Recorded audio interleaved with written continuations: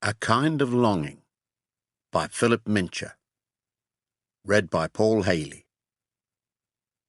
Riding a motorbike is a great way to travel. Who cares if the bike is an old Norton or a shiny new Suzuki? It's the speed, the noise of the wind in your ears, the engine roaring under you, burning up the miles. Bikers are free, alone. They go where they want. Free, alone. Sometimes lonely. And danger waits at every bend in the road. But for Roy, riding home to Auckland as night falls, it's still a great feeling.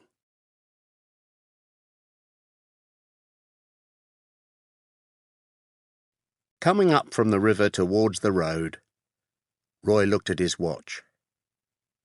It was 4:30. It was cooler now. He could do an hour or two of the journey before dark. He started off down the road, feeling the heavy fish in the bag against his leg as he walked. He played the fish again in his mind, feeling it pull on the line, fighting him all the way. He walked happily through the afternoon stillness. A car was parked off the road by the bridge, with 3 men standing beside it. They watched him coming. They stood drinking from metal cups, looking pleased with themselves, pleased with the wild boar they had shot. It was tied to the roof of their old American car. They looked at Roy and his fish as he came by. "Good fishing, then?" one of them said. "Sure," Roy said. "It looks like everybody's got what they came for." He stepped into the long grass, found his old Norton, and pushed it up to the road. He felt the men watching him. "Have a beer," one of them offered. "Well, thanks," Roy said.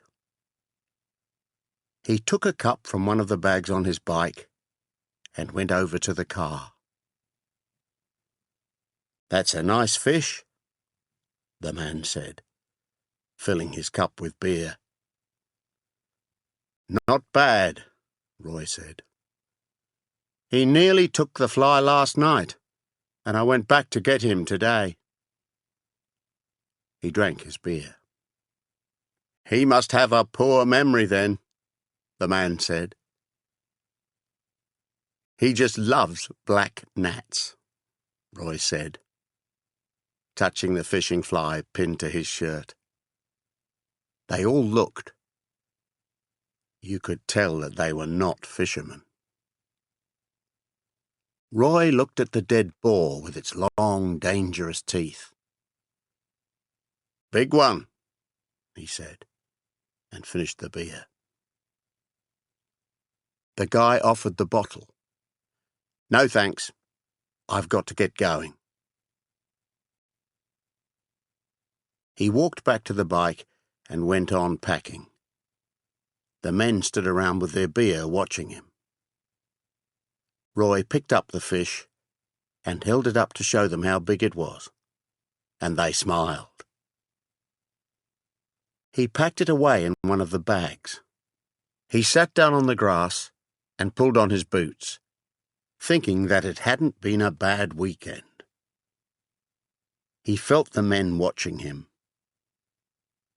They were friendly, but there was something about it, a kind of feeling he wasn't sure about. He put on his crash helmet and his gloves. Then he started the bike and waved goodbye. The men smiled, and one of them lifted his beer for good luck. "I'm on my own," Roy thought. "That's what it is. They're three friends out together in the afternoon, and I'm on my own, with 200 miles to go. It's a small thing, but that's what it is, all right. He turned away and rode the Norton down the road. The road stayed near the river for the next 8 or 10 miles. Sometimes the rocky walls of the valley hid the river, and sometimes you could see it far below you. In places, road and river went side by side, and you could see the wet rocks shining in the late afternoon sun, and the deep black water at the bends. It was always good to be close to a river, Roy thought. Next time he would fish downriver from the bridge. The road turned away from the river at last and joined the highway. Roy let the bike go faster. He felt the old feeling coming as the miles went by. All the things that hurt disappeared, all the things that didn't matter. He didn't need to think. Not about being alone, not about anything. He did 65 miles in the first hour. He felt calm and easy. Sometimes it worried him, riding fast, but this afternoon was fine. When it was dark, he would slow down. He rode on past the rich farmland. He thought about the farmers, finishing work, perhaps having their tea. That made him feel a little hungry. Maybe about halfway he would stop for a cup of coffee and something to eat. He came round a bend and saw a car just disappearing round the next bend. He slowed down a little, waiting for a place to pass it. It was a big, old car, and as he came up behind it, the driver speeded up and went fast into the next bend. Roy stayed behind him, waiting for a straight piece of road. Maybe the guy just didn't like bikes. The place came at last. Half a mile of straight, empty road, going up a small hill. He checked his mirror and passed the car. He went up the hill, leaving the car behind, and he was alone again on a straight road. And then the world exploded underneath him. It came with a sudden crash, like a shot from a gun behind him. A moment later, he realized what it was. He was riding a flying machine on a back tire in pieces, fighting wildly to stay on and to slow the Norton down from 65 to 0. The big bike flew from one side of the road to the other, but as it went up the hill, it began to go slower. Then a car was coming, and he was off the road. And at last, the bike ran hard against a bank and stopped. Roy turned off the engine and sat back. Then the car he had passed came up and stopped beside him. An unpleasant face stared at him from the front passenger seat. "Bad luck." The voice sounded pleased. Somebody laughed. Then the old car roared away and disappeared over the hill. Roy got off the bike. He was shaking just a little. He decided not to think about the guys in the car for a while. He wanted to calm down first. He looked down the road, half a mile of it, straight, with no ditch. and he felt how lucky he had been. A long straight road and no ditch, man. He turned and looked up the road. There was a house near the top of the hill. He half walked, half rode the bike to the farm gate. They would let him leave his bike there, surely. He stopped by the back door and turned off the engine. A big man in jeans, with only socks on his feet, came to the door.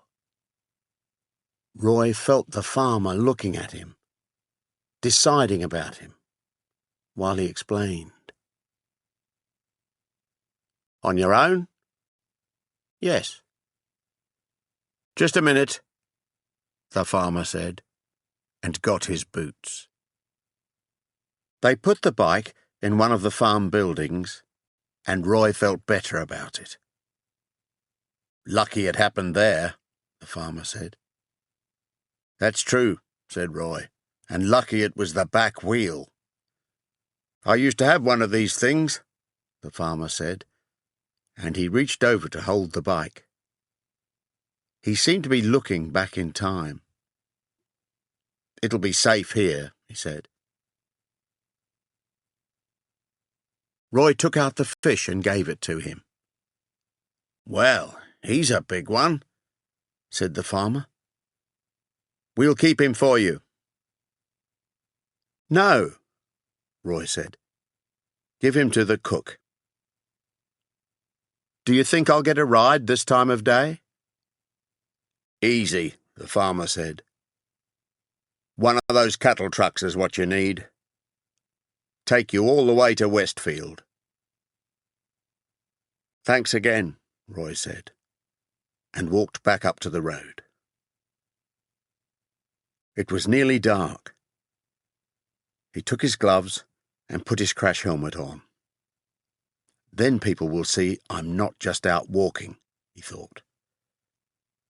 That was what he thought at the beginning. The first 2 or 3 cars did not matter. But then he knew he had a long walk in front of him. Most people did not even slow down before they decided not to take him. He was halfway up the second long hill, and it was quite dark when he heard the first cattle truck. He waited as the big truck came closer. Then he saw the driver's face looking at him, and he remembered it when the truck had gone. It wasn't unfriendly, he thought.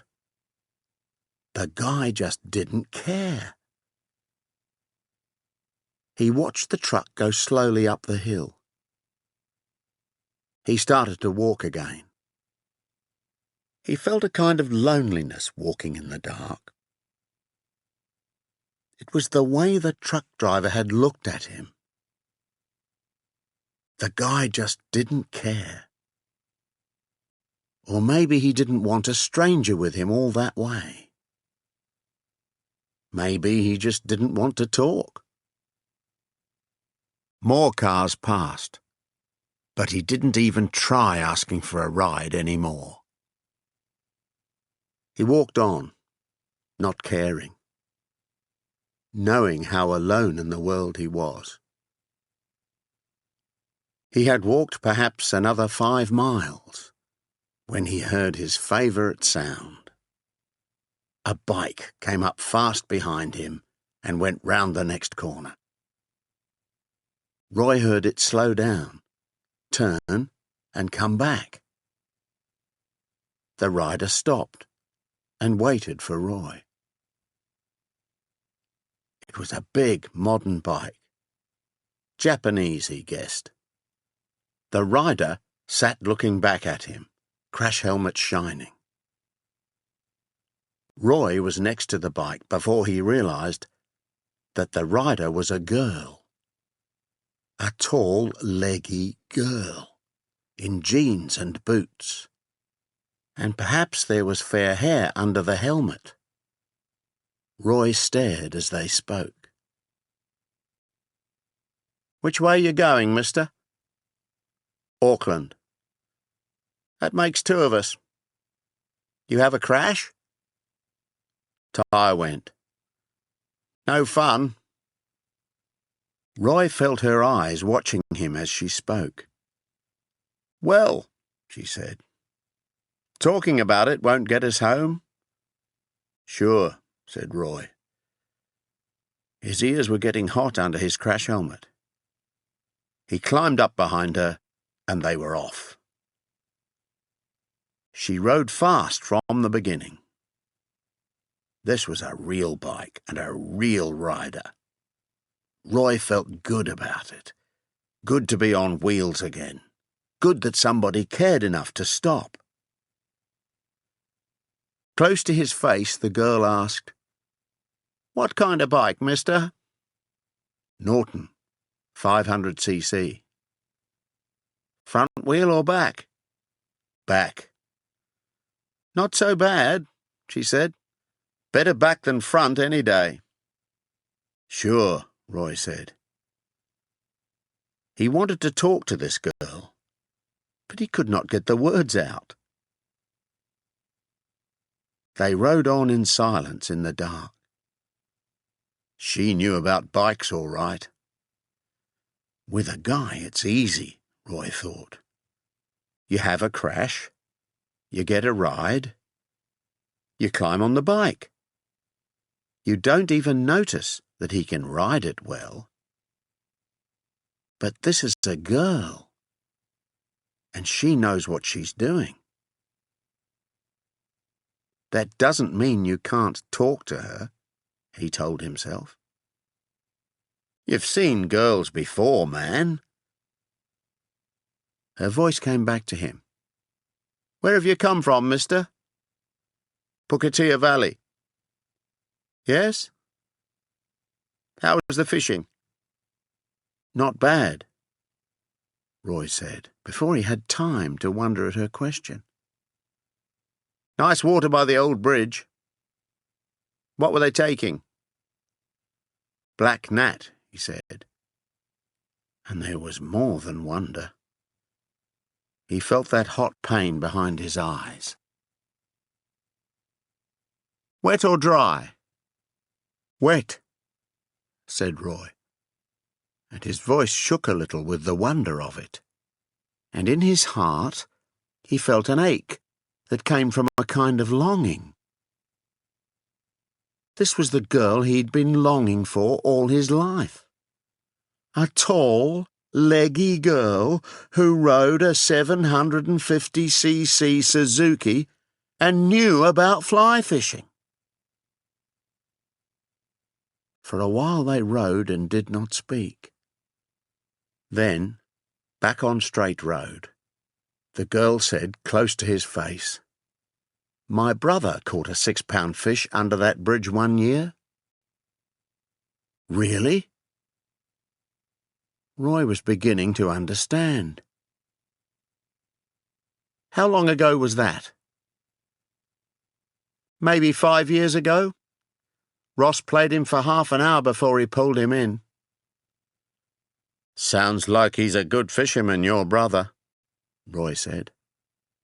He was, she said, and that was all. And Roy, guessing what she meant, knew it was not the kind of thing you could shout about above the noise of the wind and the engine. After a few miles, the girl said, My name's Kay, mister. Roy said his own name. It sounded strange to him. Well, Roy, you going to buy me a cup of coffee when we get to the next town? Sure, Roy said. Sure thing, Kay. They dropped their speed and rode into the town. It was quiet on a Sunday evening. They found the place they wanted and got off the bike. Her hair was long and fair and blown about by the wind. In the coffee shop, he saw her face for the first time, and he felt that kind of longing from way back. And he sat down beside her, knowing what it was. "How long were you walking back there?" Her voice was soft and pleasant, after the shouted conversation on the road. "Perhaps 5 or 6 miles, Roy said. Nobody was interested. They never are. "It's not the kind of thing you worry about," he said. "No." They sat drinking their coffee, watching and listening, getting the idea of each other. "You go fishing a lot?" she said. "Sure, fishing, moving around." "Always travel alone?" "My friend got killed," Roy said. It came out like that. There was not much else that he could say. He felt a kind of softness in her eyes that took him by the heart. "What about you?" he said. "What about me?" "I mean, you can tell me about your brother." He saw her eyes, their softness, the quiet hurt as his words hit her. "Ross got killed in the army," she said. "It was his first week. Just a stupid accident. He was only 20. He fell off the back of a truck and hit his head. He used to do wild, crazy things all the time. But then what killed him was just a stupid accident." He played with his spoon in the coffee. "What about your friend?" she asked after a while. "Plain," Roy said. "Another thing that just couldn't happen." He saw it in his mind. The broken plane. That moment he could never forget for the rest of his life. This was something they both knew. He and this girl. A death that you couldn't believe. And that feeling was always with you, everywhere. Like a voice that whispers in your ear. There will never be enough road anymore, enough water, enough air. But beyond the feelings of hurt, old and new, he knew that they were telling each other the truth about themselves, not hiding things. Was he choosing the right words? It didn't matter. Now he asked, "Where have you been today then, on your big bike?" "Tauranga." "Stay the weekend?" "Down this morning. It's only 260 miles there and back," she said. "My father's in a kind of hospital down there. I don't stay because one visit each time is all I can do." "I'm sorry," Roy said. It was all in her eyes.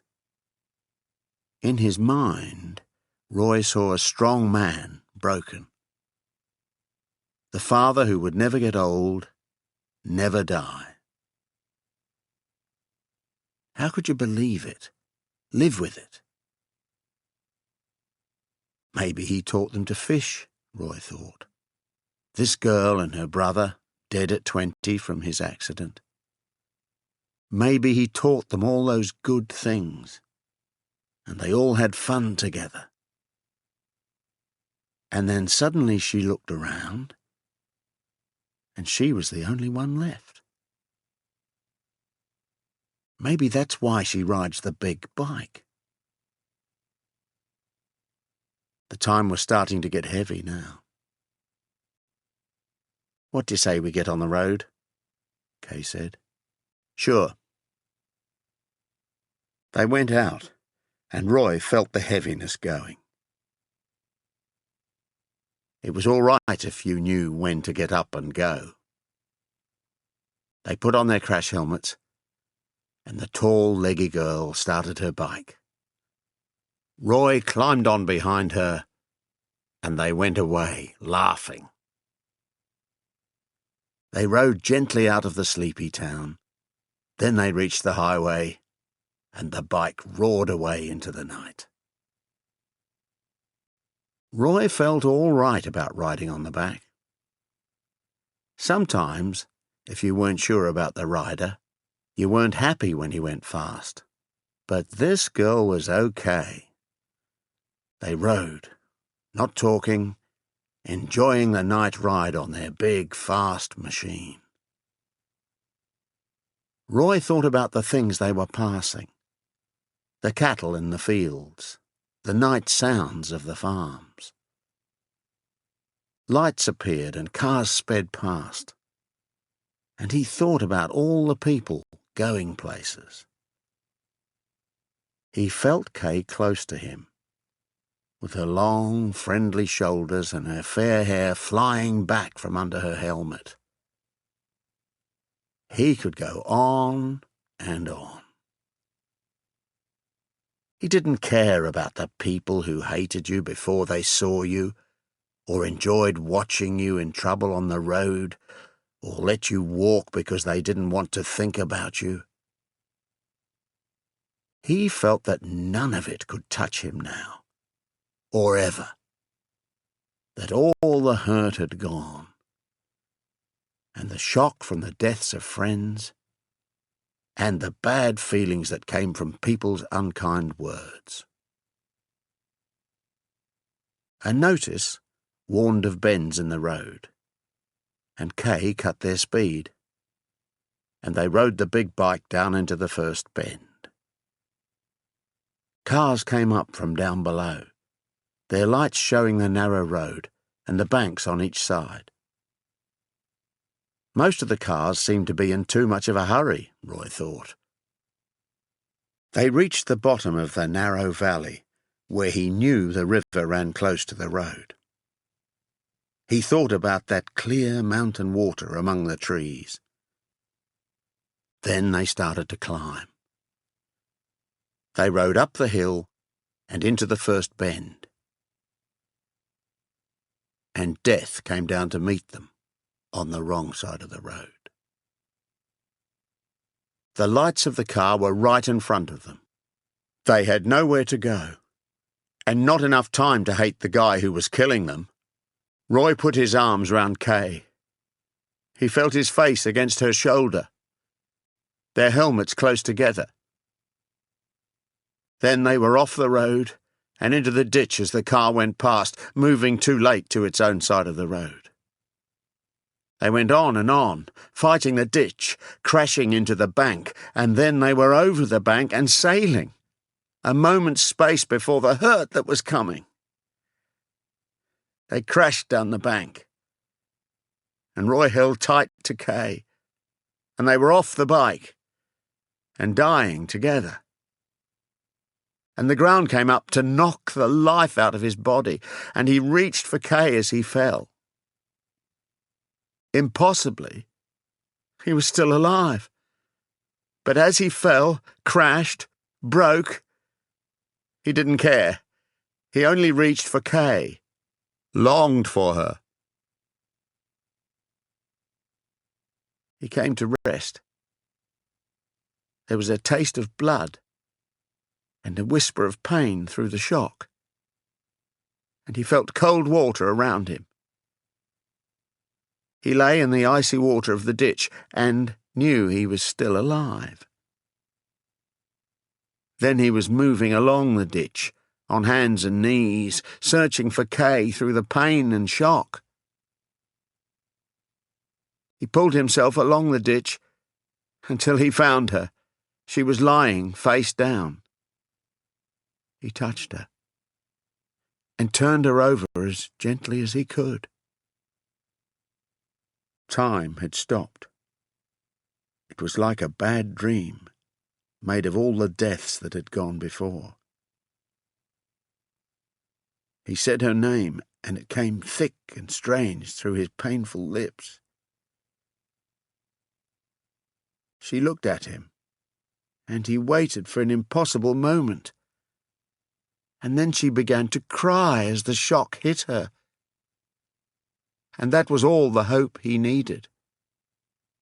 He took off her helmet and gently pushed her hair back, and somewhere above them he heard voices and a crashing sound as help came. The pain in his legs began to come alive. He put his arm around Kay, loving the life that returned as she cried, life and pain coming together. And that was all the hope he needed. He guessed it must be all the hope in the world. Because for all the time that it lasted, they would have it together.